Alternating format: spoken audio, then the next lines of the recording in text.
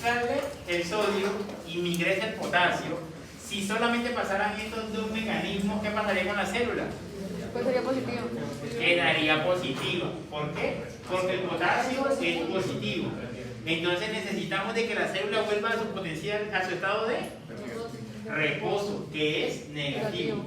¿Cómo vamos a hacer eso? La única forma es de que se produzca un balance entre el potasio que está intracelular, que ya ingresó por la bomba, con el cloro. Entonces el cloro me va a llevar a un estado de hiperpolarización, y en ese estado de hiperpolarización baja la carga a la parte negativa. En cierto momento él puede pasar ese estado de reposo, es decir, puede estar a menos 90, menos 85, menos 95, pero por medio de las cargas de potasio vamos a dejarlo en cuánto? 80. En menos 80, que va a ser el estado de reposo de ¿qué? De la célula. ¿Por qué necesitamos que esta célula esté en estado de reposo? Para que se vuelva a repolarizar. Para que se vuelva a despolarizar. Porque si ella no está en reposo, no se va a poder despolarizar nuevamente. ¿Listo? Entonces, por eso es importante que se haga la hiperpolarización, que esta hiperpolarización es la que me va a llevar al estado de reposo y es la que me va a entrar el cloro para que la célula quede nuevamente negativa. ¿Listo? ¿Me puede pasar la diapositiva? Ahora vamos a ver la velocidad de conducción. Estas velocidades de conducción, entonces, están dadas principalmente ¿por qué? ¿Qué hace de que sea más rápido o más lento? La mielina. La mielina. Entonces, entre mayor grosor de la vaina de mielina, la conducción va a ser mucho más rápida. Esa vaina de mielina me va a recubrir ¿el qué? El axón. Entonces, entre mayor grosor, y es lo que vemos acá en esta imagen, entonces, si nos vamos acá a la parte de las fibras, tenemos tres tipos de fibras: la fibra A, la B y la C. La fibra A es la que conduce más rápido. ¿Por qué? Porque su diámetro de las fibras en la vaina de mielina es mucho más grueso. Entonces, mientras la fibra A alfa es de 12 a 20 micrómetros, en la fibra C es de 0,4 a 1,2. O sea que este es casi más de 30 veces el valor de la fibra A. En la fibra C es 30 veces para poder formar la fibra A. Entonces, entre más vaina de mielina tenga y mayor sea el grosor, más rápido va a ser la conducción. ¿Dónde, a grandes rasgos, para que ustedes lo asimilen, dónde tendríamos la fibra A? En los músculos, por lo menos en los músculos, y en la parte sensitiva también. ¿Por qué tendríamos en la parte sensitiva y los músculos la fibra tipo A? Pues por el tacto, la extremidad, entonces por el tacto la más Porque necesito una conducción más larga. Entonces, al necesitar la conducción más larga, necesito que esa conducción saltatoria se haga de una forma ¿qué? Más rápida. Exactamente. ¿Para qué? Para que el impulso me llegue hasta su destino. ¿Con qué velocidad? Con una velocidad mucho más alta. Entonces, dentro de las fibras A, bueno, tenemos la alfa, la beta, la gamma y la delta. En la fibra B tenemos principalmente en la parte de los ganglios autónomos, que recuerden que el autónomo es lo que es simpático y parasimpático. Y en la C tenemos lo que es principalmente la difusión del dolor, la temperatura y los ganglios también autónomos, pero en la parte poganglionar, es decir, después del ganglio. ¿Me puedes repetir por favor la de las fibras? La de la fibra C. Entonces, la fibra A va a ser principalmente donde la conducción tiene que ser mucho más rápida porque va a ser a una distancia mucho más larga. Esta se da principalmente, entonces la más importante siempre tiene que verla, que es la alfa, que es la que va a llevar la información motora hacia los músculos esqueléticos. ¿Por qué? Porque recuerden que esa información motora va desde la corteza cerebral y me llega hasta el músculo esquelético. Esto no lo hace un solo axón, o no lo hace una sola neurona. Lo hacen un grupo de neuronas, que es lo que vamos a ver ahorita más adelante. Entonces, pero a pesar de que lo hace un grupo de neuronas, necesitamos de que todas esas neuronas sean fibra A, alfa, para que la conducción sea mucho más rápida. ¿Listo? Entonces, ¿qué pasaría si no tenemos vaina de mielina? La conducción va a ser mucho más lenta y esa es la característica de algunas enfermedades que son las enfermedades bien desmilinizantes. Ya esto lo vamos a ver. ¿Bien? Entonces, esta es la representación como tal de la conducción saltatoria. Este es el axón, ¿verdad? El impulso, bueno, va por toda la membrana y el impulso llega principalmente desde el cono axónico y va por todo el axón. Al llevarse por todo el axón, si no existiera la vaina de mielina, la conducción fuese mucho más lenta. ¿Por qué? Porque tocaría hacerla en toda la membrana. En cambio, la mielina me sirve como aislante eléctrico. Ese aislante eléctrico, ¿qué quiere decir? Que no se hace el proceso de depolarización y repolarización de la célula, sino que solo se hace entre los espacios que se llaman sitios activos. ¿Esos sitios activos cómo se llaman? Nódulos de Rambier. Nódulos de Rambier. Entonces, ¿cómo se va a hacer la conducción saltatoria? Se va a pasar de nódulo de Rambier a nódulo de Rambier, de nódulo de Rambier a nódulo de Rambier. Así va a llevar la información y entre más grueso sea esta parte amarilla, que es la mielina, más rápido va a ser la conducción saltatoria. ¿Listo? Pero ¿qué pasaría si no tenemos vainas de mielina? Que es lo que encontramos acá. La información sería mucho más lenta porque tocaría despolarizar toda la membrana. No solamente los sitios activos, sino toda la membrana. Si nota que en esta zona no hay cargas positivas negativas, sino que solamente en los sitios activos, que son los sitios que se forman entre los grupos de la vaina de mielina, que se llaman nódulos de Rambier. Si esto pasa, un ejemplo, cuando pasan enfermedades que son desmielinizantes, es decir, que no se forma mielina, vamos a tener unos axones amielínicos. Esos axones amielínicos van a tener una conducción muy lenta que sí pueden mandar el impulso, pero en algún momento se puede llegar a perder. ¿Por qué? Porque el impulso no está haciendo la sinapsis eléctrica o química adecuada. Entonces, por eso es importante de que la vaina de mielina se produzca de forma permanente o se produzca en cada una de las neuronas, dependiendo de qué, dependiendo de la ubicación, así va a estar la vaina de mielina. O más vaina de mielina o menos vaina de mielina. ¿Dónde estaría menos vaina de mielina? En las células que son mucho más cortas. Esas tendrían mucho menos vainas de mielina, que sería la que hacen la información, por lo menos la parte nociceptiva, es decir, del dolor, o la que hacen la información de la propiocepción también. Son vainas, con mielina mucho más cortas. Estas serían fibras entonces B o fibras C, principalmente fibras C. ¿Listo? ¿Alguna pregunta hasta ahí? Profe, yo tengo una pregunta. Sí. Profe, lo que pasa es que acá en el libro dice el diámetro de las fibras, ¿no? Sí. Entonces, mientras más alto ese sea, más rápido es la velocidad. Sí. ¿Por qué? Me suena como antiintuitivo que mientras más largo algo sea. Porque, bueno, no, acá está. Porque este es el diámetro como tal, ¿verdad? Entonces, entre más diámetro, más aislante eléctrico. Ah, qué pena, diámetro se refiere al grosor. Sí, claro, grosor. Ah, pensé que respecto a longitud. Ah, no. Ya, sí. ¿Cuál es el uso muscular? El que da la, ¿cómo se dice? El que da la propiocepción de la función muscular de uno, o sea, el que da por lo menos que mientras yo extiendo una pierna, la otra se puede flexionar, o mientras flexiono uno, la otra se extiende. Muy poca, o sea, el mismo cuerpo hace de que yo no flexione las dos. Ese es el uso muscular. Ese va por la vía ascendente. Profe, ¿y esas mielina se encuentran en el mundo o solo es cuando hay enfermedades? No, sí se pueden encontrar principalmente en la parte del encéfalo. ¿Por qué? Porque ahí la conducción es mucho más pequeña, porque recuerden que en el encéfalo, ¿qué tipo de neuronas hay? Por tipo 2, exactamente, que son más que todo estrelladas y que la información se lleva una información a un punto mucho más cercano. Entonces no requiere de información saltatoria. ¿Listo? Siguiente. Bueno, en esta microfotografía electrónica lo que hace la representación, entonces este es el cono axónico, este es el axón. Entonces, en la parte de cono, entre la parte del cono axónico y el axón, ¿qué vamos a encontrar? El segmento inicial, que es el segmento que tiene más excitabilidad. ¿Listo?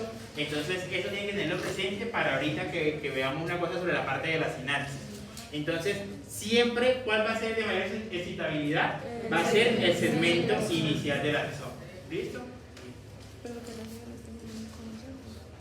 Ahora veamos lo que es la parte de la sinapsis. ¿Qué es la sinapsis? Es la unión entre las neuronas, pero tiene una característica esa unión. No se unen por unirse. Transmitir el impulso, exactamente. Entonces, ¿cómo sería esa unión? No qué tipo de sinapsis hay, sino qué tipo de uniones pueden existir. Axón, axón dendrita. No. Acción y son. Acción, cuerpo celular. Entonces, recuerden de que siempre, ¿quién lleva el impulso? El axón. Entonces, no puede haber una relación dendrita-dendrita habiendo una sinapsis, porque él no me está llevando un impulso. La dendrita me lo recibe, exactamente. Entonces, cuando la unión es entre el axón y las dendritas, es axodendrítica, ¿verdad? Esta unión o este tipo de sinapsis es la más frecuente que encontramos en el sistema nervioso central, cuando se une directamente el axón con la dendrita de la célula receptora. Se llama axondendrita. Axodendrítica. Axodendrítica. Ahora, hay otros tipos. Entonces, cuando es de axón con qué? Axón con cuerpo, que es axosomática. Entonces, esta que es axón con cuerpo, viene el impulso por el axón, llega al cuerpo celular, ¿y qué va a pasar con ese impulso?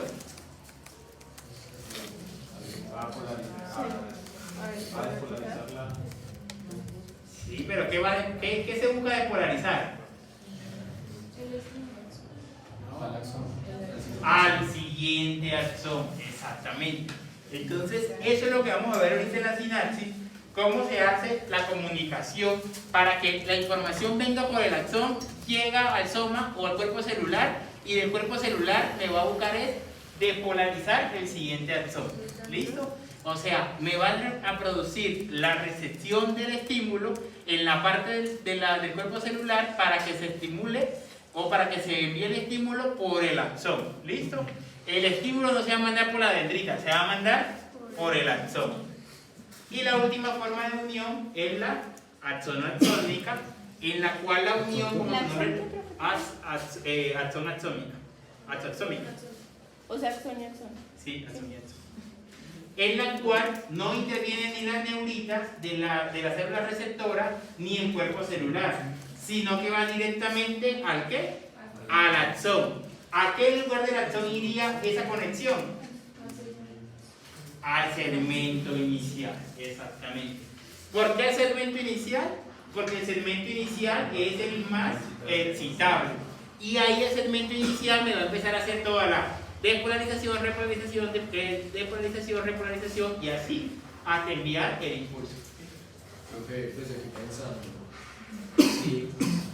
si se envía de axón a axón, después ese impulso a dónde va, A la siguiente neurona, pero saldría por por el axón.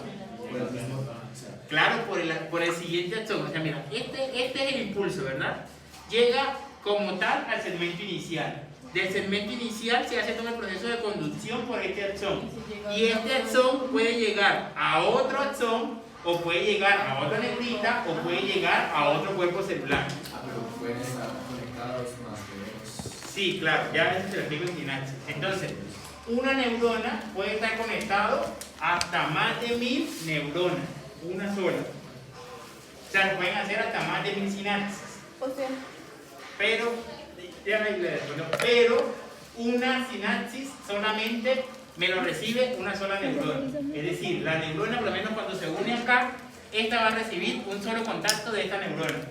Pero de esta neurona pueden haber hasta 1000 sinapsis. Ok, solo un estímulo, pero está unida a varias. Sí, o sea, por ejemplo, esta que es axón y axón. Entonces, esta es la que le va a transmitir el impulso nervioso al segmento inicial de esta otra, pero esta otra puede estar conectada con muchas otras neuronas más por medio del axón, cuerpo y eso va a transmitir Para el impulso transmitir, nervioso. sí. Claro. Está bien dicho que recibe uno, pero puede enviar hasta otro. Puede enviar varios. Sí. Entonces, cuando ya vemos entonces la parte de la sinapsis, acá en esta representación, vemos los diferentes tipos de qué, de cómo se pueden unir. Aunque veamos principalmente cuando es de axón a axón. Entonces, en la sinapsis vamos a tener dos tipos de células, pues que van a ser dos neuronas. Esa sinapsis va a tener una célula presináptica y una célula posináptica. Y en la mitad vamos a tener algo que se llama la hendidura sináptica. ¿Qué me trae este axón? ¿Qué me trae este axón? ¿Un impulso? Me trae el impulso, sí. ¿Y qué va a hacer con el impulso? Transmitir. Va a ser sinapsis, enviarlo. Pero entonces ahí es donde intervienen los tipos de sinapsis. ¿Cuántos tipos de sinapsis hay? 3. Mecánica, eléctrica y química. ¿Cuál es la sinapsis principal del sistema nervioso central?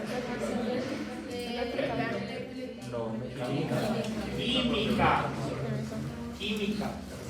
¿Por qué? Porque es mediada por neurotransmisores. La eléctrica no se utiliza porque la eléctrica puede ser bidireccional. Es decir, puede ir de la presináptica a la posináptica o de la posináptica a la presináptica. Eso ya se lo muestro ahorita en otra imagen. ¿Por qué pasa? ¿Recuerda el nombre de la zona de la mitad? Hendidura sináptica. Hendidura sináptica. Profe, o sea, que me perdí. O sea, la célula presináptica es la que lleva el impulso. Sí, lo lleva y lo va a entregar. Pero entonces ahí en la entrega es donde viene la sinapsis, que es lo que vamos a ver ahorita. ¿Cómo puede ser la transmisión de impulso mecánica? De manera mecánica, dependiendo más que todo del estímulo. O sea, el estímulo que sea un estímulo físico, puede ser por manera mecánica. Pero esos dos, tanto la mecánica como la eléctrica, casi no se utilizan en la homeostasis del sistema nervioso. Todos los tipos de sinapsis funcionan en base a pues, lo que usted nos estaba contando de impactar la membrana, que es el cambio entre sodio y potasio. Sí. No importa qué tipo, si es térmica, si es química, si es mecánico. No importa el tema. Porque recuerden de que eso se llama estímulo. Es diferente el estímulo a la ¿qué? A la sinapsis.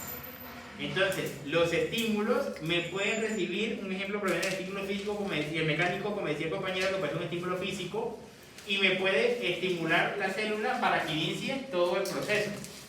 Pero después de que se recibe el estímulo y se lleva hacia la parte terminal del axón, es donde se va a dar la sinapsis. Que esa sinapsis va a tener unas características dependiendo de estas membranas y dependiendo de tanto de la membrana presináptica y de la posináptica. ¿Listo? Hace como tal en todo el sistema nervioso central. En todo el sistema nervioso. Entonces, no siempre, cuando se hace la sinapsis, no siempre llega a ¿dónde? A otra neurona. También puede llegar la sinapsis ¿a dónde? Toda la acción. No, hablando de neuronas, de todas las partes de la neurona. Hemisférico. Neurológico. No.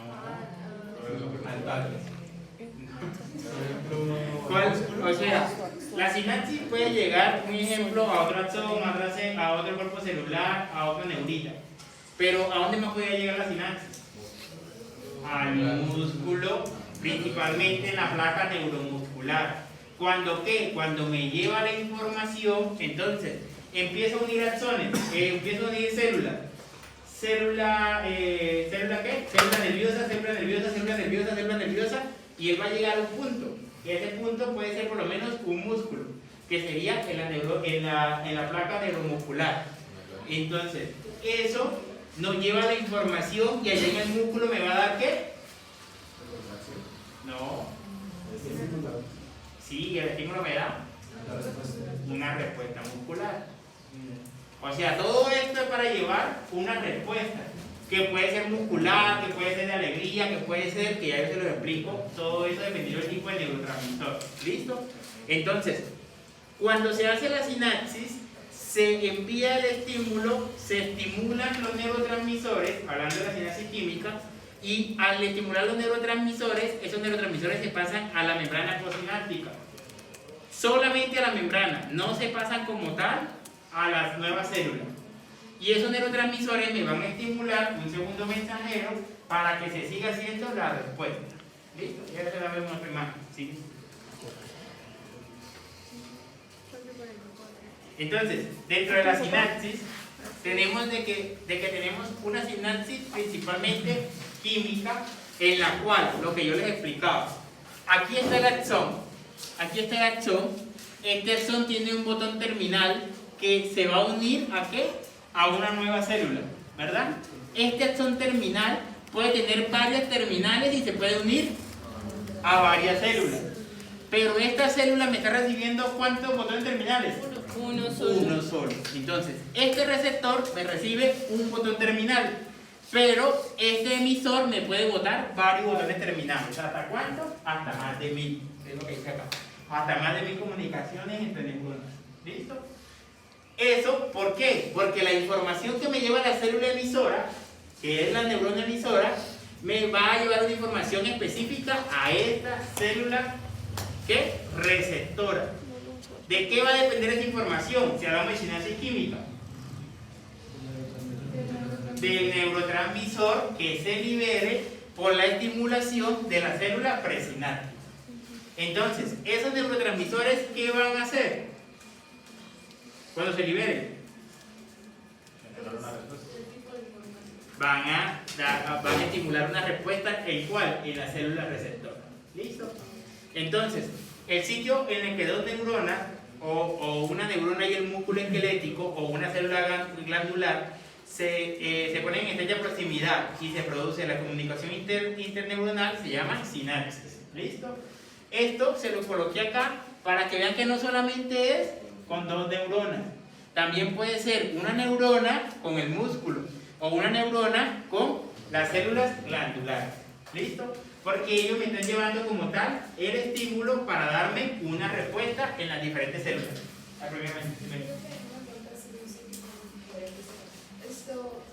Algo así similar a lo que pasa, por ejemplo, con el estímulo y la respuesta a la labio. Sí, claro. O sea, sería el estímulo a una célula glandular. Sí, sería una célula glandular y otra forma. Eso. Profe, o sea que no importa cuántas dendritas tenga, o sea, de todas esas dendritas, si se le une a una dendrita ya no va a unir a más. O sea, si la presináptica se une solo, o sea, si una presináptica se une a una posináptica, ya no se puede unir ninguna otra presináptica más. A esta, Ajá. sí. A la posináptica. A la presináptica sí se puede unir. O sea, lo que pasa es que no encontré la representación, pero aquí hay una unión, ¿verdad? Que es una sinapsis. Acá puede haber otra célula de esta, otra unión, otra unión, otra unión, otra unión, otra unión. Pero mientras esta está llevando la información, no se va a unir ¿a qué? A otra célula presionaria. Como así, hay muchas receptoras, pero solo una va a recibir. Solamente va a recibir. Pero será, digamos, Pero esta compañera va. Profe, ¿cómo se llama el cosito con el que se unía? Hendidura sináptica. Hendidura. digamos, hay una imagen que no se alcanza, pero supongamos que se une. La otra ramita de la neurona que me está mirando el estímulo no se puede unir a otra ramita de la neurona que está recibiendo. No puede, ella se puede unir a otras, pero no. Esta se puede unir a otras, pero esta solamente a una. Pero lo que digo yo, ahí solamente se une a una ramita o se puede unir a más ramificaciones de estas dos células. No, a una sola, con un solo estímulo es suficiente. Profe, y cuando la célula postsináptica pasa a ser presináptica, ¿puede hacer lo mismo? Claro. Entonces, acá viene potencial de acción. El potencial de acción tiene la característica que es autopropagable. recibe estímulo, empieza a enviar la información, llega hasta botón terminal. Botón terminal. Del botón terminal él me va a buscar entregar esa información. ¿Con qué me lo va a entregar? Con el estímulo de los neurotransmisores, hablando de la sinapsis química. Cuando me entrega el estímulo con los neurotransmisores, me va a estimular ¿qué? Otra célula, ¿verdad? Ya vemos cómo se hace ese proceso. Esta célula presináptica me puede estimular varias células posinápticas, hasta 1000. Una sola célula, hasta 1000 o más. ¿Listo? En cambio, esta célula posináptica solo me recibe un estímulo. Pero cuando ella lo vaya a mandar en el botón terminal, otra vez puede mandar a 1000. ¿Listo? O sea que una célula receptora puede estar unida a más células emisoras, pero solamente recibe el estímulo de una sola.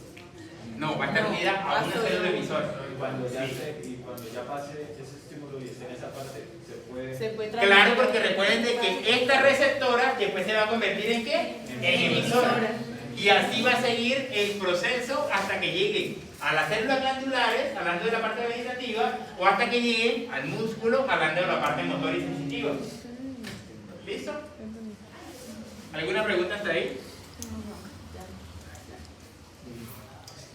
Sí. Entonces, ahí vemos nuevamente la imagen. Entonces, en la imagen, lo más importante es esto, que este grupo, ¿cómo se llama el grupo de estas tres ¿qué? De estos tres componentes? Sinapsis. ¿Listo? Entonces, para adaptar la sinapsis tengo que tener una célula presináptica, una posináptica y una hendidura sináptica. Si no tengo las tres, no hay forma de hacerlo, porque ¿cómo voy a hacer para que me mande la información? Que esta célula no tiene que ser netamente nerviosa, puede ser músculo o puede ser una célula glandular. ¿Listo? Bien. Ahora la sinapsis química. Entonces, la misma imagen que estaba chiquita, acá se la coloca en el más grande, ¿verdad? En la sinapsis química, que es la sinapsis fundamental o la sinapsis principal, en la que es la conducción del sistema nervioso central, entonces en esta interviene una membrana presináptica, una membrana posináptica y una hendidura sináptica. Esa hendidura sináptica es lo que me va a separar entre la membrana presináptica y la posináptica, y tiene un ancho de 20-30 nanómetros, y es donde se van a recibir principalmente los neurotransmisores. ¿Cómo funciona esta parte de la sinapsis? Entonces, en la región presináptica, es decir, en esto, y en la membrana sináptica, vamos a encontrar retículos subsinápticos y vesículas presinápticas. Esas vesículas presinápticas, ¿qué van a tener por dentro? Neurotransmisores. Entonces, el neurotransmisor viene del retículo subsináptico y se convierte y está formado en vesícula. El grupo de neurotransmisores forma una vesícula. Esa vesícula se va a integrar con la membrana, ¿qué? ¿Cuál es la membrana? Posináptica. No. Presináptica. Presináptica. ¿Y por medio de qué mecanismo se liberan los neurotransmisores?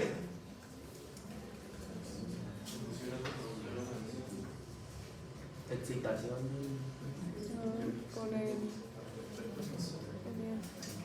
¿Cómo se liberan los neurotransmisores? Por el estímulo, pero entonces. Te pongo 5 en el criterio que me digas. Por exocitosis. Escribe al WhatsApp y yo te pongo el 5. Entonces, por exocitosis. ¿Qué significa la exocitosis? ¿O cuál es el proceso de la exocitosis? Las vesículas, al unirse a la membrana, liberan los neurotransmisores. Estos neurotransmisores van a estar en la ¿qué? En la hendidura sináptica, y en la hendidura sináptica se van a tener en contacto con la membrana posináptica, que esta membrana posináptica va a tener unos receptores, que esos receptores son los receptores de los neurotransmisores. Entonces, hay receptores de dopamina, receptores de adrenalina, receptores de glicina, receptores de glutamato, receptores de serotonina. De todos los neurotransmisores hay unos receptores en específico. ¿Listo? ¿Qué hacen esos receptores? Reciben el neurotransmisor, pero ¿qué pasa con el neurotransmisor?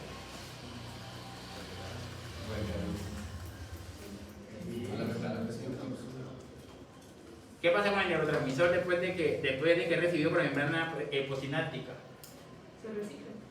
Se recicla. Entonces hay dos ciclos en los que se puede darle viabilidad al neurotransmisor. Algunos se reciclan y otros se eliminan. ¿Cuáles se reciclan? Principalmente las catecolaminas. ¿Cuáles son las catecolaminas? Dopamina, noradrenalina y adrenalina. Estas catecolaminas se reciclan. ¿Para qué se reciclan? Para que el neurotransmisor esté nuevamente en la célula y cuando vayan a enviar otro impulso, se puede enviar el impulso a la otra célula. Entonces, para eso se recicla en esta parte que sería el retículo subsináptico. ¿Listo? Esa es una forma, pero la otra es que se degrade. ¿Cuáles se degradan? La acetilcolina.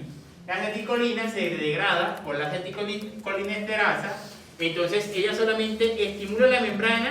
Al estimular la membrana con los receptores de acetilcolina, hace el efecto en la célula y la acetilcolinesterasa la degrada.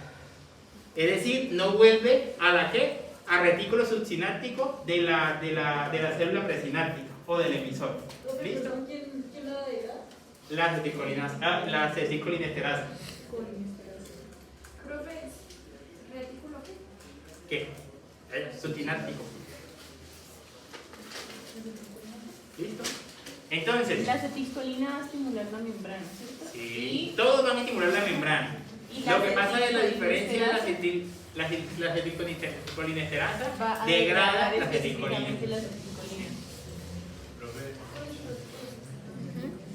El retículo subsináptico está en esta zona, donde se van a formar más vesículas para permitir ¿qué? ¿Qué hacen las vesículas? Agrupar los neurotransmisores para un siguiente estímulo. ¿Sí?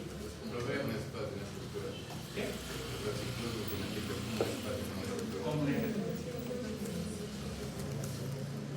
¿Qué me decía, profe? Que me voy a explicar desde que después, o sea, es que me perdí en estos síntomas. Sí. Pero me voy a explicar lo que es. Entonces, los dos mecanismos funcionan por igual, ¿verdad? ¿Cómo se va a secretar los neurotransmisores? Entonces, por exocitosis. Vienen las vesículas, que en las vesículas están los neurotransmisores, y esas vesículas se van a integrar con la membrana. Al integrarse con la membrana, por medio de exocitosis, se liberan los neurotransmisores para que estimulen la membrana postsináptica. Al estimular esa membrana postsináptica, va a ser la función y el estímulo de esta célula. Eso ya ahorita lo vemos, eso es otra cosa, ¿verdad? Ahora, ¿qué pasa con esos neurotransmisores que se liberaron? Entonces, depende. La gran mayoría se reciclan. ¿Dónde se van a reciclar? En la hendidura sináptica para que vuelvan al retículo subsináptico.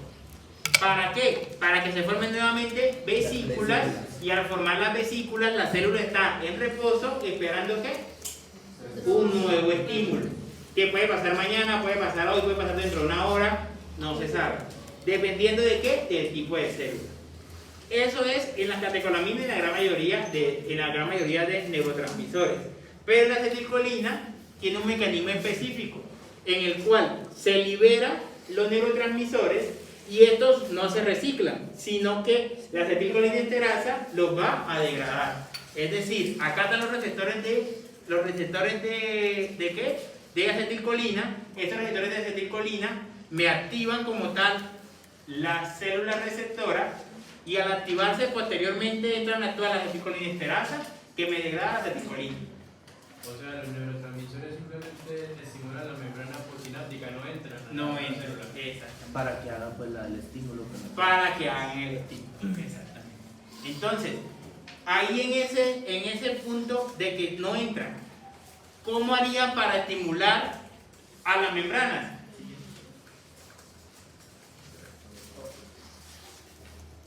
¿Cómo haría para estimular las membranas? Con los receptores específicos para cada neurotransmisor. ¿Listo?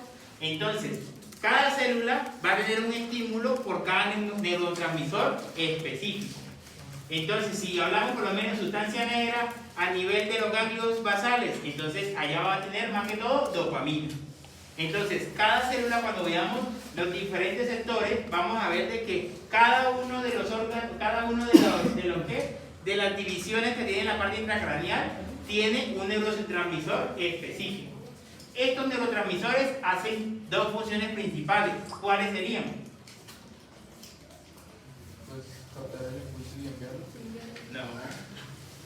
No. O sea, ¿qué hace el neurotransmisor en la célula que lo recibe? Recibir el estímulo. No. Estímulo, sí. Entonces, los neurotransmisores tienen dos funciones específicas. Son inhibidores o son excitadores. ¿Qué significa eso? Que algunos me van a llevar a que se excite la célula, es decir, a que se estimule la célula, y al estimular la célula va a hacer la función que ese neurotransmisor tiene encargado. Pero otros me inhiben la célula. Un ejemplo de uno que me inhiba la célula.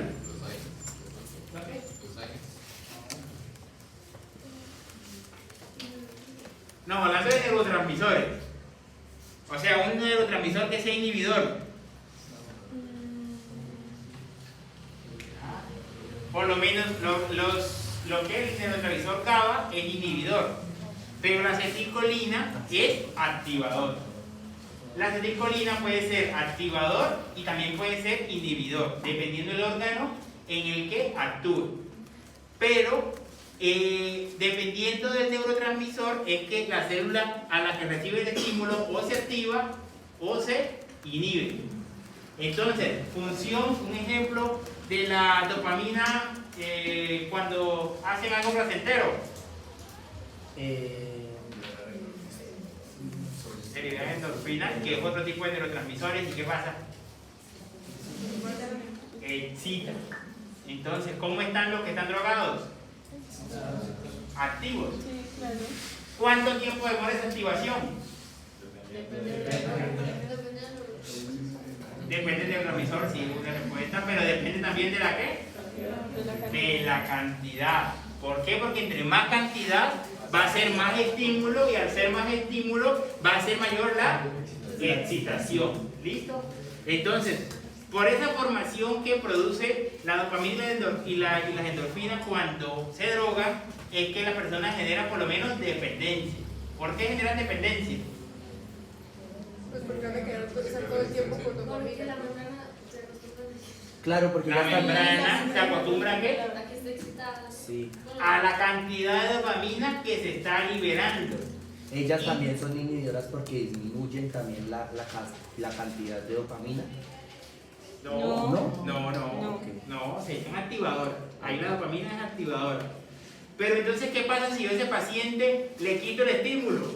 Un ejemplo, le quito la cocaína. Pues va a tener ansiedad. Va a tener ansiedad, sí. Porque no está sintiendo. Va a ser como un efecto rebote. ¿Por qué? Porque la hendidura sináptica y los receptores de dopamina ya están acostumbrados ¿a qué? A la cantidad de dopamina que él tenía cuando estaba drogado. Por eso es que la dependencia sigue aumentando siempre. Ya ahorita les muestro las funciones de la dopamina. Pero ¿qué se refiere con la costumbre? ¿Los canales abren más? Hay más receptores. Hay más receptores. Pero lo mismo pasa con las que son alucinógenas. Sí, Claro. también son activantes. Cualquier tipo de droga genera dependencia de eso. No. Son más que todo los que son activantes. De los alucinógenos hay algunos activantes y unos que deprimen. Los que deprimen no causan tanta dependencia, por lo menos la marihuana es depresora, exactamente. Entonces en la marihuana se produce más que todo serotonina, que ese es otro neurotransmisor que hace la parte de la inhibición. Entonces, en ese igual hace el mismo efecto. Yo tengo la marihuana él va a ser depresor, entonces me va a liberar neurotransmisores que sean inhibitorios. Por eso la gente que tiene ansiedad o depresión consume marihuana para inhibir. Pues, No, al revés, los que tienen ansiedad. ¿Cómo así? O sea, si esa es depresora, entonces usar el cargo de la ansiedad. O sea, hay algunas que son depresoras y otras son activantes, ¿verdad? Dependiendo del psicoactivo. Entonces, cuando son activantes, ellos van a tener mucho más dopamina. Eso lo vamos a ver en el Y tercer eso corte, va a cómo se generar libera. más como dependencia. Va a generar mucho más dependencia. Por eso los activantes o las drogas activantes tienen mayor dependencia que las drogas inhibidoras. Las depresoras. Las depresoras, exactamente. Una pregunta respecto a los receptores de neurotransmisores. ¿Cómo excitan o inhiben? Interactuando con las proteínas de la membrana. Acá. Entonces, se libera el neurotransmisor. El neurotransmisor va a estimular al receptor. Este receptor va a utilizar, ¿qué? ¿Qué utilizan siempre los receptores para estimular esta célula? Vesículas. No. ¿Ah? Utilizan proteínas, pero además de la proteína, ¿cómo hacen para necesitar la célula? Necesitan ATP. Entonces, por eso hay mitocondrias en ambos lugares sinápticos. Tanto en esta zona, necesitamos ATP ¿para qué? Para la exocitosis de los neuronas, ¿no? No. Toca un poquito. ¿Para qué?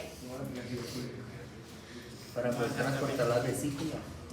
Para transportar las vesículas que se van A reciclar. a reciclar. Y en esta zona necesitamos ATP ¿para qué? Para activar la célula y producir un segundo mensajero que se llama la proteína G. Entonces, la proteína G es el segundo mensajero que me va a activar la célula receptora. Ese segundo mensajero me va a activar la célula receptora. ¿Y qué va a pasar con el estímulo? ¿Quién le va a cantar para formar proteínas? Los gránulos de Nils.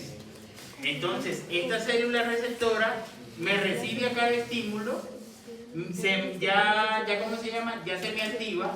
Posterior de que se activa, va a utilizar principalmente proteínas que van a ser formadas por ¿quién? Por los gránulos de Nils, que es lo mismo que el retículo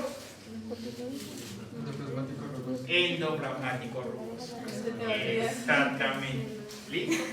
¿Para qué? Para que esta información que está acá, ¿dónde debe ir? Al axón. Recuerde de que acá me está recibiendo la información. Por lo menos si este fuese un axón, bueno, ahí está, y va a tener que hacer toda la parte del impulso. Entonces, esas proteínas, ¿qué van a hacer? Van a hacer el intercambio proteico en la parte del axón y se va a hacer todo el proceso otra vez de repolarización y de despolarización. Hasta el siguiente botón terminal del axón donde está esta neurona. Profe, esos receptores se encuentran en la membrana.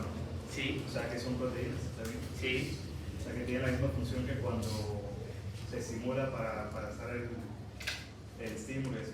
O sea que si la interacción que tienen es similar o es la misma a lo que usted nos estaba dando la vez pasada respecto al sodio y ¿A la bomba? Ajá.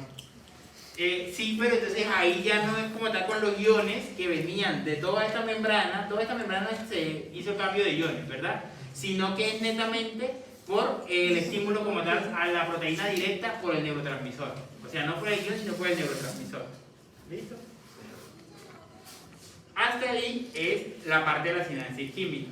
Entonces, ¿qué me lleva a que esta célula se inhiba o se excite? El tipo de neurotransmisor. Entonces, hay neurotransmisores que excitan y hay otros neurotransmisores que inhiben. Los neurotransmisores se producen en el ciclo de todo el día. Neurotransmisores para caminar, neurotransmisores para pensar, neurotransmisores para la memoria, neurotransmisores para la alimentación, neurotransmisores para el ciclo circadiano. Para todos los procesos diarios que hacemos tenemos un neurotransmisor en específico.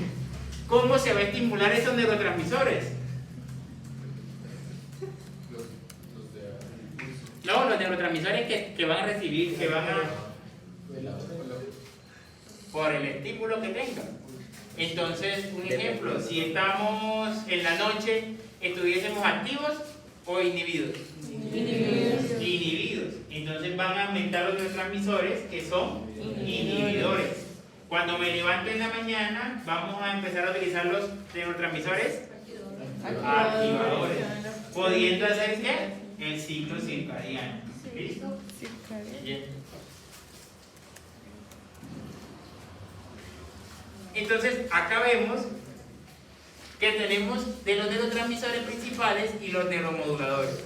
Los neurotransmisores principales tenemos la acetilcolina, que tiene función inhibidora y tiene función excitadora. Pero su principal función es excitadora. ¿Y esta llega directamente a dónde? ¿Ah? Bueno, ¿por qué? Porque este estimula. No, sí rápido, pero ¿a qué estimula? A la placa neuromuscular. La acetilcolina estimula la placa neuromuscular. ¿Listo? Y los neurotransmisores GABA, que hacen principalmente función inhibidora.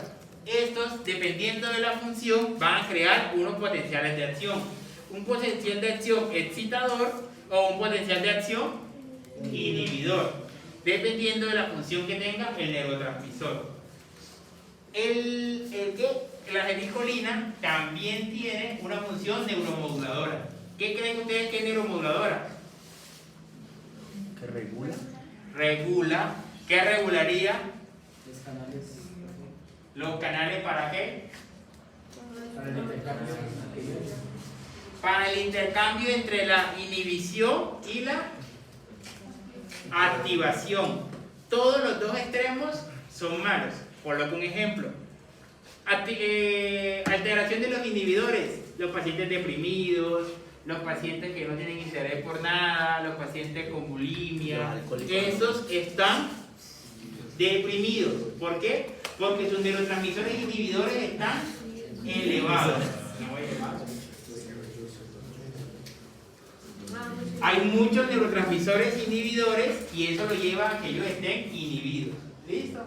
¿Para qué utilizamos esto en la medicina? Que uno dirá, pero eso no, como que no se utiliza. ¿Para qué lo utilizamos? Por lo menos hay medicamentos para inhibir los receptores, por lo menos la serotonina. Hay medicamentos para inhibir receptores de serotonina. De forma que yo puedo tener mucha serotonina, pero si mis receptores están inhibidos, ¿qué va a pasar? No, pero no tanto, sino que no va a producir la célula que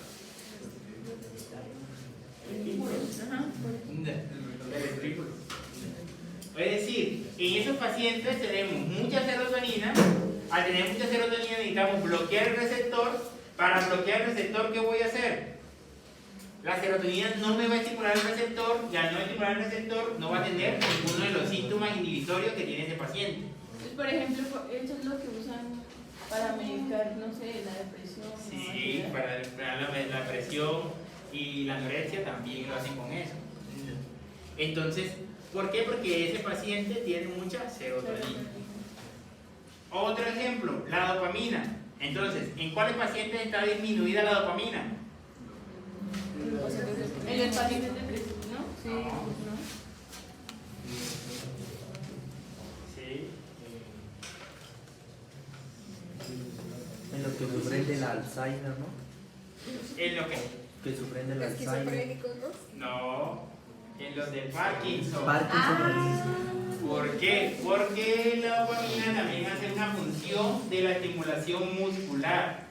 Entonces, estos pacientes, al tener poca dopamina, hacen de que no tenga control inhibitorio. Allá, esa dopamina hace un efecto inhibitorio en la parte muscular. No hace el efecto inhibitorio y por eso el paciente tiene movimientos involuntarios repetidos. Tiene movimientos espásticos y tiene alteración de los movimientos generalizados. Entonces, ¿qué hacemos con este paciente que tiene poca dopamina? Darle dopamina, entonces levodopa, carbidopa. Es un medicamento que me estimula, ¿para qué? Para que los receptores absorban mucha más dopamina. ¿Listo? Entonces, esos neurotransmisores me van a regular diferentes funciones de la vida.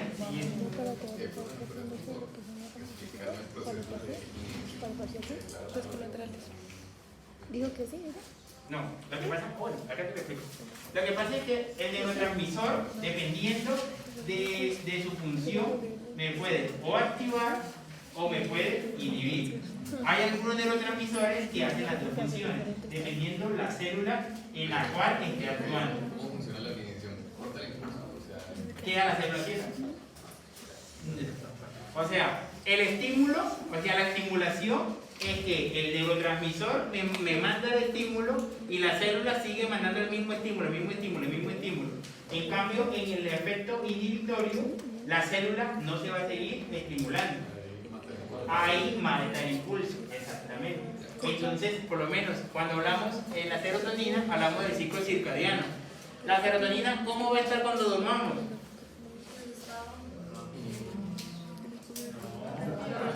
¡Alto! La serotonina es inhibitoria. Para que me inhiba mis funciones, tengo que estar alto. Entonces, cuando veamos en el segundo corte cómo se regula el ciclo circadiano, vamos a ver de que la liberación de serotonina va a ser elevado cuando la luz del sol se vaya. Porque la luz ultravioleta no me va a estimular el estímulo de la pupila y eso va a llevar a que la serotonina se disminuya. No se le comente. Pero en ese caso se tendría que estar dando la luz, o independientemente de que no. ¿Qué? Porque estamos diciendo que son los rayos ultravioletas que. Sí, pero recuerda que tú el ciclo circadiano ya lo tienes programado.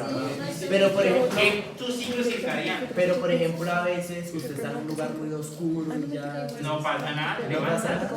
Yo me levanto todos los días a las 4:30, suena o no suena el reloj. Ese es el ciclo circadiano. Entonces, tú te vas, un ejemplo, tú te vas a vivir a Rusia, que no sé cuántas horas de diferencia son, como del ciclo, no sé cuántas horas son. Pero tú los primeros días te vas a levantar ¿a qué hora? A la hora que te levantas en Colombia. Y te puede demorar hasta meses a que ese ciclo se regule a la luz ultravioleta de allá. Sí, cuando los rayos ultravioletas disminuyen, los rayos disminuyen. Entonces, aquí vamos a ver las principales funciones. Pero no es porque la depresión, la serotonina está alta. Sí. Porque la serotonina dice que disminuye la depresión. No disminuye. Disminuye. La depresión, Por eso yo digo que antes era en la depresión. No, si es alta, no, era sin el E, disminuye la depresión. No, si es alta porque es que tengo mucha serotonina y me voy a bloquear los receptores posteriormente para que no me empiece la depresión. va a estar tranquilo. Va a estar tranquilo, exactamente. Le coloco un ejemplo de la serotonina. Cuando ustedes piensan, un ejemplo, ¿qué pasará conmigo en mi semestre? ¿Será que sí me van a mandar en el día o en la noche? En la noche, exactamente. Entonces siempre la idea depresiva se produce mucho más en la noche. Sí, exacto. Les cuesta tanto dormir.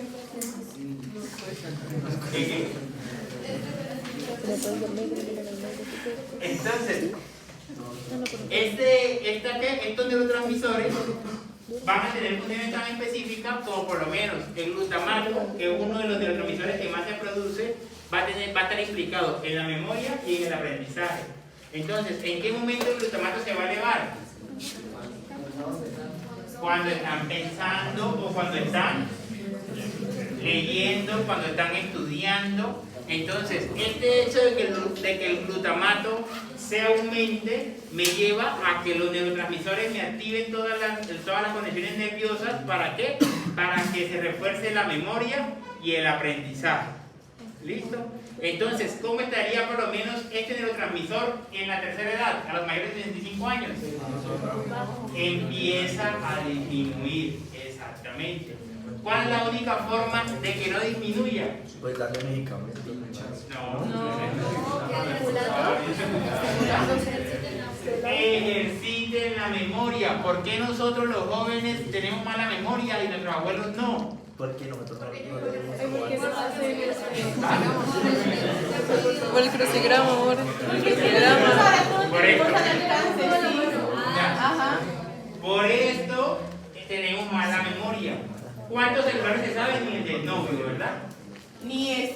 Por eso, ni el del novio. En cambio, el abuelo se acordaba del teléfono fijo de la hija, del teléfono fijo de no sé quién, que llame no sé quién a tal lado, las fechas de cumpleaños. Actualmente, más o menos a los 45 años, empezamos a tener problemas de memoria. Antes no era así. Por eso ha aumentado mucho más los pacientes que sufren de demencia o que sufren de problemas de memoria secundario a qué? A que ese glutamato cada vez termina siendo menor. O sea, que el glutamato puede estar implicado, o la disminución del glutamato puede ser implicado en el Alzheimer. Sí, claro. Sí, ¿Y el glutamato se puede tomar? No. No, porque como hay medicamentos. Lo que buscan el glutamato, ¿no? Dice que el glutamato en internet. O sea, algunos de los suplementos nutricionales tienen glutamato, pero eso no me lleva a que mi memoria sea ni más ni menos. ¿Por qué? Porque recuerde de que la única forma de que yo ejercite esa memoria es, o que yo ejercite ese glutamato es ejercitando la memoria. Entonces yo puedo tener glutamato, mejor dicho, me puedo tomar todos los potes del mundo, pero si yo no lo ejercito, no va a ser toda la Y sinapsis. por ejemplo, en el caso de los neurotrópicos que dicen que aumenta como esa capacidad de concentración, de memoria, de aprendizaje, ¿cómo Para los que no me estoy tomando. Esa es la mielina, pero la mielina, ¿qué me produce después la mielina? Yo la vi una Esa es pastilla la de mielina. 15 por No, pero la mielina me produce un neurotransmisor. Bien, está bien. Sí. La melanina me produce un neurotransmisor. Dopamina. Exactamente. ¿Y la dopamina qué me va a hacer? Es la del placer. No, me va a activar. Por eso Activadores. Activador. Entonces, cuando yo tomo este tipo de medicamentos, todo mi ciclo circadiano se altera. Pero ¿qué pasa al día siguiente? Yo sabía que no era la certificación de medicina, pero él había dicho en la clase que las que son unipolares tienden a ser circulares y que las bilaterales tienden a ser las alargadas. Y eso fue lo que me confundí también.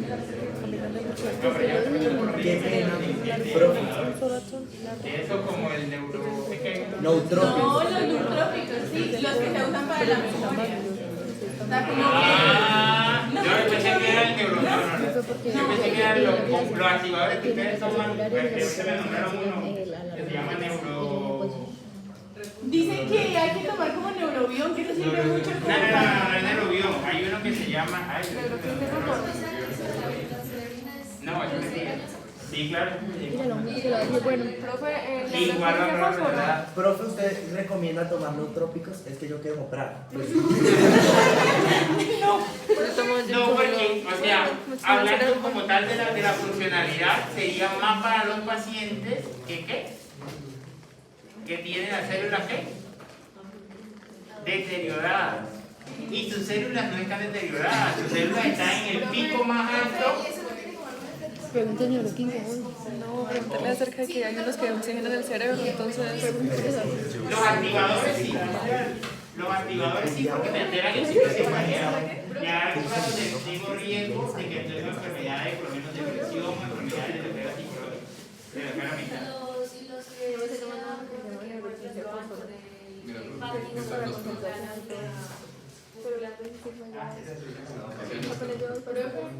Es que, por ejemplo, las pastillas que quitan el sueño.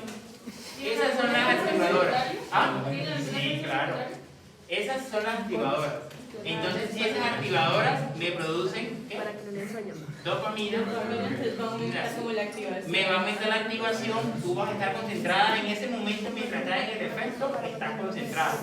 Pero el problema es que cuando empieza el ciclo circadiano a activarse, él va a ¿cómo se llama? A regularse todo, o sea, en cualquier momento vas a caer. Entonces, cuando se te baja el efecto completo, no sé si alguno ha tomado eso, algunos que lo toman, o por lo menos cuando lo tomas, al día siguiente, ¿qué pasa? A mí me Estás pasa. muy cansada. A mí me pasa con los energizantes. Entonces, los energizantes uno tiene un pico altísimo de energía, uno estudia todo, y luego como un bajonazo así súper rápido. Por ejemplo, yo tomo Monster o Red Bull y el Monster tiene como guaraná y taurina y esa vaina, usted está súper bien y después... Guaraná y taurina. Bueno, yo nunca he tomado un energizante. ¿No? Yo sobreviví en vacaciones a la punta de Freeman todos los días.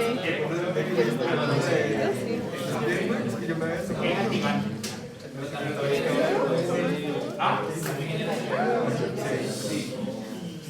Sí, o sea, es que lo que pasa es que cuando veamos lo del ciclo, cuando lo expliquen, vamos a ver por qué es tan importante lo de dormir las 8 horas que todo el mundo dice y por qué el ciclo se debe hacer completo, tanto sueño como despertar y alimentación.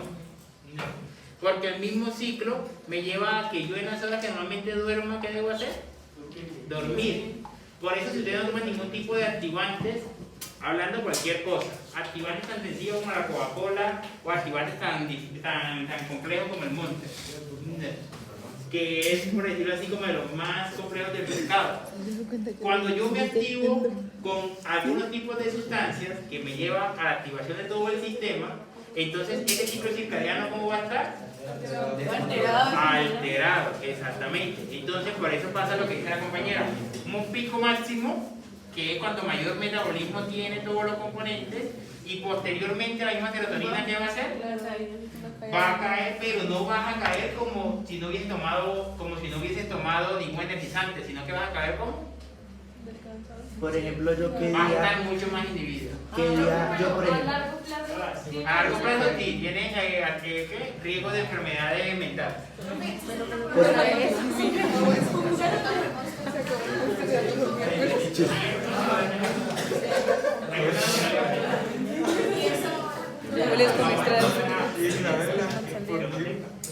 Yo que ya tenía yo tomé como tres cosas de un solo día. Y yo que entonces estaba como, el cuerpo estaba súper cansado, pero no tenía sueño. ¿A qué se debe eso? De pronto, a lo que ahí los neurotransmisores activantes están totalmente elevados que no te produce el sueño, o sea que no te puede inhibir completamente. Así tú te sientas cansado y te puede dar taquicardia. Así te sientes todo.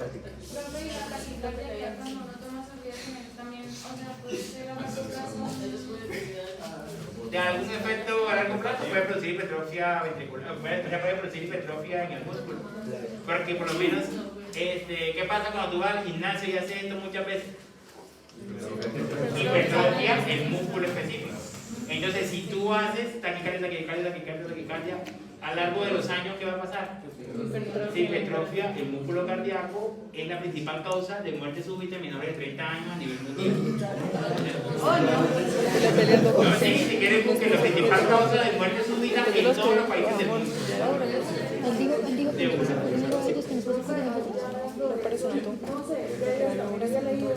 Que aparte de hacer los energizantes y el café, digamos, cuando uno estudiaba con eso, todo bien, pero que ya luego, primero que al día siguiente, por el mismo hecho que el cerebro como que había... Borra la información. O sea, se da y ya la memoria no retiene esa información. Sí, de verdad. No, sí, y eso es momentáneo, lo dice muy bien la compañera. ¿Por qué? Porque para que yo pueda hacer el estímulo de todos estos neurotransmisores, yo tengo que estar totalmente activo. Entonces, por lo menos, por eso se recomienda que es mejor que yo me levante en la mañana a estudiar 4 o 5 de la mañana y no a las 11 de la noche, que no me va a quedar nada. Entonces, yo me puedo activar, mis ojos están perfectos, leyendo, pero pregúntame 2 cosas de lo que leí. Nada. Eso pasa con el cuerpo. Yo tengo la última pregunta sobre la marihuana. Por ejemplo, yo he leído que dicen que esa gente a veces como que se le mueren las neuronas y se le mueren las neuronas. Estudios dicen porque la memoria pues pierde y pues las neuronas se mueren. Eso es porque es inhibidor. ¿Por qué? Inhibidor.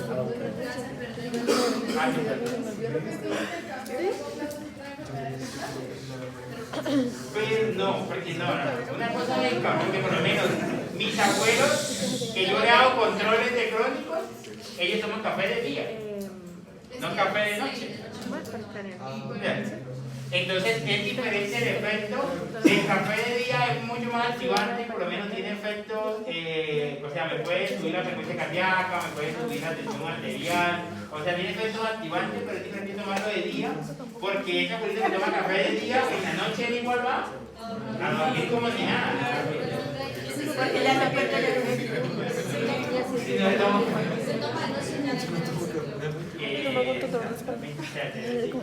O sea, es que dependiendo para lo que tú lo utilices. Porque hay personas que toman café, o sea, que tienen termos de café, cargan con su termo de café para todos lados en el día. Se acostumbran, exactamente. Pero hay otros que lo utilizan, que por lo menos hacen ese café súper cargado, que entre más cargado, exacto, queda casi espeso el café, queda tan cargado el café que te queda mucho, o sea, queda mucho más activo. Eso lo utilizan por lo menos en los países industrializados, utilizan mucho el café mucho más cargado para estar mucho más activo. ¿Cómo lo Profe, ¿y los activantes sean naturales son dañinos? ¿La qué? ¿Así sean naturales son dañinos? ¿Qué? Los activantes, como café. El café de la noche es malísimo. El café, No, es que... Pero así efectos secundarios malos el café genera, porque pues no sé, una persona que tome café todo el día para cualquier cosa, ¿qué implicación le puede generar? Estaría porque estaría acostumbrada. Sí, pero alguien que no, te aumenta la respuesta. No, ahí va más que todo a la parte activante del sistema circulatorio más que todo. Entonces riesgos. También tienen que ver que uno se va como acostumbrando a la cantidad de cosas, tiene que ver más. Yo por ejemplo no puedo ir sin mi café. Pero eso es más mental de las personas. O sea, eso que dice uno, es que yo sí en la mañana prometo los que fuman. Hay personas que fuman, pero en sí no son fumadores, o sea, fuman como por bobada. Entonces hay personas de que, un ejemplo, si yo no me fumo un cigarrillo en la noche no me cuento dormir. Eso no tiene ningún efecto porque un cigarrillo no le va a cambiar nada. Yo conozco gente que A menos de que sea marihuana. Pero ya todos los viejitos antioqueños con un cafecito y siempre lo tienen de costumbre, quién sabe. Entonces, ahora, de los neurotransmisores, entonces, el GABA es inhibidor. Es implicado en el control motor de la visión, de la calma y la relajación. Entonces, ¿cómo estaría el GABA en la noche? Activado para hacer su efecto.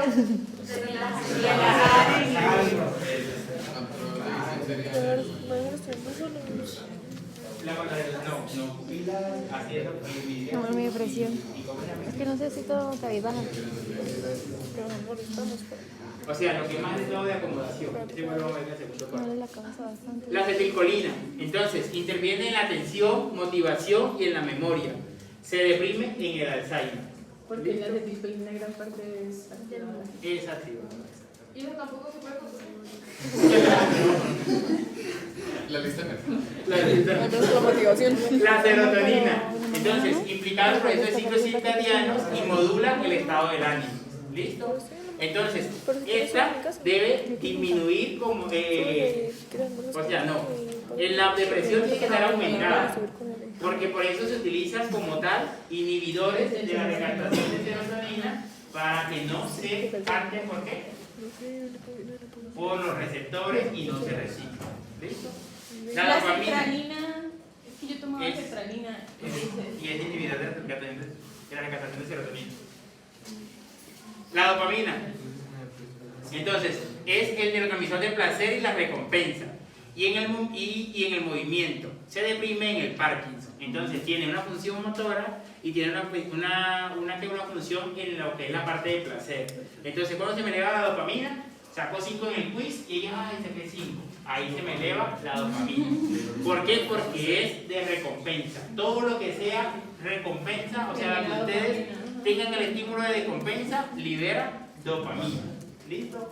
Eso igualmente pasa, no sé, te ganan el cáncer, tu mamá lo felicita porque pasó el semestre, todo lo que pase también es activante. Pero no es como tal de placer. Que la adrenalina se utiliza como, o sea, es más activante, pero bueno, se utiliza más en la parte motora también. Digamos, Y en alguien que se tira de paracaídas, ahí está sintiendo adrenalina. Adrenalina, sí. ¿Dopamina no? No. No, así que bueno, eso es una pregunta pues capciosa. Porque uno puede decir, yo siento placer al lanzarme. Eso es mentira. Así sea Pirri, así sea el que sea, así sea el representante de Red Bull, cuando él se tira allá en el desierto del Colorado y se tira sin paracaídas a ver cómo cae, no se va a elevar nada. Eso que se abre así. Se está elevando Eso, o sea, esa gente tiene un nivel muy arriesgado. Sí, claro. Porque eso puede fallar. Es diferente que uno dice de paracaídas, uno dice, bueno, el paracaídas yo puedo hablar y bien. Pero esos que hacen como si volaran, ellos en ningún momento van a generar placer. Ellos lo que elevan como tal es la adrenalina y eso sí, todo su sistema está al 1000, al full, o sea, ahí ya no, mejor dicho, la frecuencia del corazón de esa persona cuando él se tira les puede hacer está un paro cardíaco. O sea, las personas que sufren de corazón. Por eso es que por lo menos los abuelos que sufren del corazón, algunos ni siquiera pueden volar en avión, ni tampoco asustarlos. Y no, la presión cuando y les preguntan antes y de... sí, le preguntan, entonces ustedes que sufren, entonces no quieren una cardiopatia dilatada, nada, no vuela, y ya, no vuela. Porque se llega a morir ahí y entonces es por elevada como tal de adrenalina. Si usted necesita dejar consentimiento informado. Con consentimiento, sí, que si se muere es culpa de él. No, sí, eso es más o menos lo que dice consentimiento en los aeropuertos, que si se muere es por tu culpa. Que el aeropuerto no tiene nada que ver y que la aerolínea tampoco. Sí, eso dice el consentimiento, igual dice el del perro. El del perro dice, si ven en bodega, si se muere es tu culpa. Ya no van en bodega, no van arriba, pero van en pasaje. Entonces, otro neurotransmisor, la endorfina. Este neurotransmisor se libera con el dolor y con el llanto. Él tiene un inhibidor, o no tanto un inhibidor, sino que tiene una contraparte, que es otro neurotransmisor, que se llama la glicina. Entonces, este aumenta en el dolor. Y la glicina es el opioide endógeno más alto que tenemos. Es decir, ¿las mujeres tienen más glicina o menos glicina? Más glicina, porque su umbral del dolor es mucho más elevado. ¿Listo? Sí. Aquí es la endorfina. Es la felicidad. Cuando están con felicidad también se libera endorfina. Pero él también se secreta con el dolor. Exactamente. Entonces, cuando tengo dolor, se libera endorfina. Para inhibirlo, se puede liberar glicina, que es otro neurotransmisor. La glicina bloquearía como tal la parte nociceptiva, o sea, el dolor. La glicina no, solamente nociceptiva. Yo me acuerdo que hay una que se llama insensibilidad congénita al dolor. Básicamente la persona pues no siente como esos estímulos y se puede hacer daño sin saberlo. O sea, ¿qué está fallando? Porque igual pues hay... La propiocepción. De endorfina. Sí. O sea, la nocicepción que digo. O sea, el estímulo doloroso es que no se transmite. Pero eso es bueno, es malo. Es que ellos no sienten nada. Por eso. Bueno, entonces, ¿por qué es malo? Porque, ¿cómo sabes tú que este zapato te queda apretado? Es como una alerta de que me estoy haciendo. Exactamente. Entonces, eso le pasa a los pacientes diabéticos. En los diabéticos hay una alteración nociceptiva, pero porque el daño se daña por los radicales libres. Entonces, esos diabéticos, uno que les recomienda un ejemplo de los zapatos, que utilicen zapatos de esos que son de algodón, que son así de abuelito, o que trate pendiente de que no se puye. ¿Por qué? Porque él se puede hasta hacerse una herida debajo del pie y él ni siente nada. Eso mismo pasa en esa enfermedad. Pero en la enfermedad no es la esfera nerviosa, o sea, no es la parte nerviosa, sino es el estímulo nocioceptivo, o sea, el estímulo del dolor. Y también hay algunas enfermedades propias de eso, o sea, la enfermedad como tal, que no sienta dolor. Que no necesariamente sea estamos diciendo. Sí, que no sea diabetes, digamos una enfermedad propia que sea normal, que tenga, es decir, que no sienta dolor. Todas las enfermedades que produzcan polineuropatía, o sea, que los nervios se inflamen, nos pueden llevar a que se disminuya la sensación de dolor. Y por lo menos, o sea, yo he escuchado que, por ejemplo, alguien sufre un accidente y pues durante los primeros minutos del accidente como que no siente pues el dolor. Pero después sí de pronto se puede dar cuenta que tenía una herida más. Bueno, ahí hay un estímulo entre la adrenalina y hay un estímulo entre la glicina, la que yo te digo, ahí se eleva y al elevarse él no siente dolor, pero eso sí es muy momentáneo, se hace mientras se tranquiliza, pero él apenas que se tranquilice, eso siente todos los dolores del mundo. ¿Sí? Entonces, esta es la diferencia o es la relación entre las sinapsis eléctricas y las sinapsis químicas. Entonces, de la sinapsis química tenemos de que el envío de la información en el cual se van a utilizar los neurotransmisores, vamos a hacerlo de una forma unidireccional. Por eso se utiliza en el sistema nervioso central. Eso no quiere decir que el sistema nervioso solamente envía información. Recuerden que el sistema nervioso capta la información de la periferia, lo lleva a la corteza o lo lleva a los ganglios y de los ganglios manda otra información. Entonces le pongo un ejemplo. Me pego en el pie, del pie va a la médula, de la médula va al tronco, del tronco va al tálamo, del tálamo va a la corteza. Ahí se hace toda la conexión del estímulo nocioceptivo de que me pegué en el pie, ¿verdad? Pero también me va a mandar una información. ¿Cómo me la manda? En la misma vía, pero al revés. Entonces, corteza, tálamo, tronco, médula, entonces a la parte distal del pie. ¿Listo?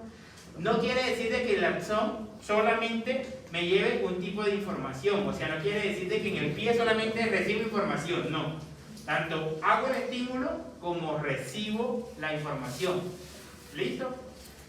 ¿Cómo se controla eso? Porque cuando veamos las vías, hay diferentes tipos de vías. Entonces hay vía nocioceptiva, hay vía de la parte táctil, hay vía propioceptiva, o sea, hay diferentes tipos de vías. Entonces, dependiendo de la vía, así la información sube hacia la corteza o hacia los ganglios y vuelve y baja por otra de las vías. Entonces, por lo menos cuando hablamos de médula espinal, tenemos vía ascendente que va por una parte de la médula y vía descendente que va por otra parte. ¿Listo? Entonces, ¿en qué forma me va a hacer la sinapsis la neurona? Si va subiendo la información, o sea, si es la vía ascendente, entonces me lleva la información desde la parte distal hacia la corteza. Pero si es de la vía descendente, va desde la corteza a la parte distal. Eso lo vemos en la próxima clase, que monta neuronas y todo eso. Pero solamente me lleva la información en un solo sentido. ¿Listo? No me lleva la información en dos sentidos, o sea, no es bidireccional. ¿Cuáles sí son bidireccional? La sinapsis eléctrica. Esta sinapsis eléctrica se produce se utiliza en algunos animales, no en el ser humano, en el sistema nervioso, en algunos animales, y tiene la característica de que esta es la célula posináptica y esta es la presináptica. Esta célula me puede llevar el impulso a la presináptica y la presináptica a la posináptica. O sea, las dos pueden llevar el impulso. O lo envío a la posináptica o de la posináptica me lo llevo a la presináptica. Pero ¿qué pasaría con las dos células?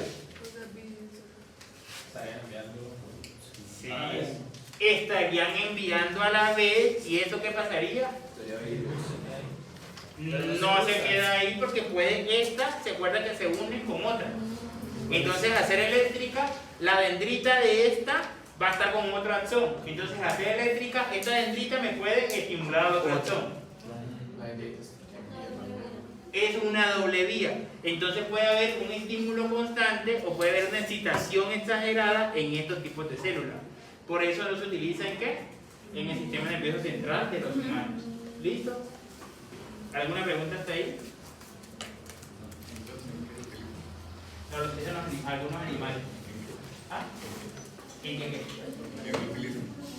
No, o sea, ellos hacen la conducción de la información y entonces células haciendo la sinapsis, pero no mandan la información, por ejemplo, ¿Y cómo sería un ejemplo de Acabaría preguntar a un veterinario, no sé. Pero por ejemplo, podría ser que animales tienen que producir calor porque están en una zona fría, entonces podría ser eso, me imagino yo. Puede ser una buena idea, no, pero no sé. Entonces, pero lo que sí tienen que tener claro es por qué no se utiliza. Entonces, no se utiliza por la bidireccionalidad que puede tener la sinapsis. ¿Listo? Porque si esa bidireccionalidad me lleva a estimular varias células, entonces puedo hacer un estímulo exagerado, por lo menos me puede llevar a que el paciente convulsione, porque no se está haciendo una respuesta específica, o sea, una respuesta en una sola célula haciendo una conducción adecuada, una sinapsis adecuada, sino que se lo puede hacer en un grupo de células. O sea, sería como un choque porque hay muchos estímulos. Porque hay muchos estímulos al mismo tiempo. Yo tengo una pregunta, pues me puede sonar un poco como tonta, pero, o sea, me causa curiosidad cómo se envía el estímulo desde la parte periférica a la corteza, o sea, si las neuronas están de pronto en una posición diferente de cuando el impulso se manda. Porque son dos vías diferentes. O sea, ¿cómo va y viene? Sí, pero son dos vías, pero no es la misma. No es la misma vía. Pero es que nos decían, por ejemplo, el impulso se transmite del axón a la otra neurona, ¿cierto? Sí. O sea, cuando el impulso se transmite entonces de la parte periférica, las neuronas están como colocadas inversamente que... No, porque recuerda que ¿con qué más se puede hacer sinapsis? Con la placa neuromuscular y ¿con qué más? Y con las glándulas. Entonces, yo recibo la información, esa información me la lleva casi siempre a un ganglio. Bueno, hablando de la parte ganglionar, de la parte de las glándulas, casi me la lleva a un ganglio, y ese ganglio me lo lleva a un núcleo, que digo, y ese núcleo me lo lleva al sistema nervioso. O sea, me lo envía al sistema nervioso. Pero, o sea, la conexión sería al revés. Así como hay conexión de la neurona a la placa neuromuscular, habría también conexión de la placa neuromuscular a la neurona, siendo una receptora y la otra emisora. O también puede ser, la placa neuromuscular puede ser emisora. ¿Por qué sería emisora? Un ejemplo, un estímulo de un golpe en un músculo. Entonces ahí está la parte nociceptiva, ella me recibe el estímulo y me empieza a hacer todo el envío de la información hasta donde toca llegar. ¿Listo? Gracias. ¿Alguna otra pregunta? ¿No? Listo. Entonces la próxima semana tenemos el parcial. La misma, no sé a qué hora lo quieren hacer. ¿Lo vamos a hacer el jueves? No, ¿qué? No. Martes. El martes, sí. Sí. No,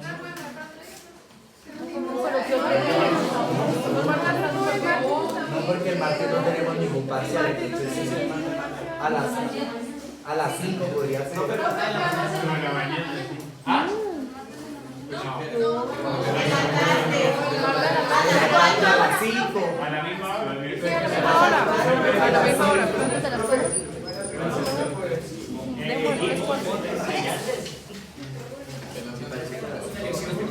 Química. Una horita se la diferencia. Estaría bien salir de química y empezar con práctica. 10, tienen 20 minutos para resolverlo. ¿Solo 20 minutos? Sí. ¿Y para preguntas? 10. Ah.